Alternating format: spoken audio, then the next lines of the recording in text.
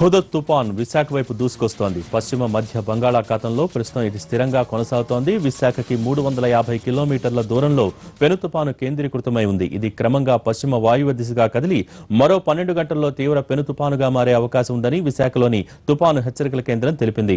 ఆదివారం మధ్యాహ్నం విశాఖ సమీపంలో తుపాను తీరం దాటే అవకాశం ఉంది. దీని ప్రభావంతో ఇవాళ్టి నుంచి ఉత్తరాంధ్ర, ఉభయ గోదావరి జిల్లాల్లో భారీ నుంచి అతి భారీ వర్షాలు, కృష్ణా, గుంటూరు, ప్రకాశం జిల్లాల్లో మోస్తరు నుంచి భారీ వర్షాలు కురిసే అవకాశం ఉంది. శనివారం ఉదయం నుంచి తీరం వెంబడి గంటకు 50 నుంచి 60 కిలోమీటర్ల వేగంతో పెనుగాలులు వీచే అవకాశం ఉంది. గాలుల తీవ్రతకు సముద్రం అల్లకల్లోలమవుతుంది. ఉత్తరాంధ్ర, తూర్పు గోదావరి జిల్లాల్లోని తీర ప్రాంతాల్లో అలలు సాధారణం కంటే 2 మీటర్ల ఎత్తు వరకు ఎగసిపడే అవకాశం ఉందంటోంది వాతావరణ శాఖ. తుపాను ప్రభావంతో ఇళ్ల పైకప్పులు, విద్యుత్ స్తంభాలు విరిగిపడటం, రైలు, రోడ్డు మార్గాలు కొట్టుకుపోవడం, రవాణా వ్యవస్థకు తీవ్ర అంతరాయం ఏర్పడే అవకాశం కూడా ఉంది. దీంతో తగిన జాగ్రత్తలు తీసుకోవాలని వాతావరణ శాఖ మరోసారి ఆంధ్రప్రదేశ్, ఒడిశా ప్రభుత్వాలకు సూచించింది.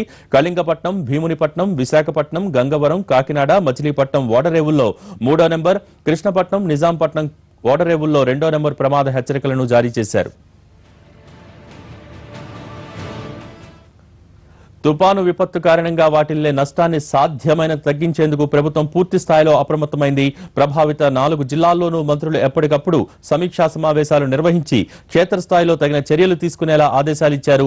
తూర్పుగోదావరి జిల్లాలో మంత్రి చినరాజప్ప, విశాఖలో గంటా శ్రీనివాసరావు, శ్రీకాకుళంలో అచ్చెన్నాయుడు అధికారులతో సమావేశాలు నిర్వహించి ఎప్పటికప్పుడు పరిస్థితిని సమీక్షించారు. సముద్ర లోతట్టు ప్రాంతాల ప్రజల్ని సురక్షిత ప్రాంతాలకు తరలించి పునరావాస కేంద్రాల్లో ఆహారం, వైద్య సౌకర్యాలు ఏర్పాటు చేశారు. తుపాను సహాయక చర్యల్లో 30 నేవీ బృందాలు, 4 హెలికాప్టర్లు, 2 విమానాలను సిద్ధం చేశారు. ముందస్తు జాగ్రత్త చర్యగా ఉత్తరాంధ్ర, ఉభయ గోదావరి జిల్లాల్లో ప్రభుత్వ, ప్రైవేట్ స్కూళ్లకు సెలవులు ప్రకటించారు.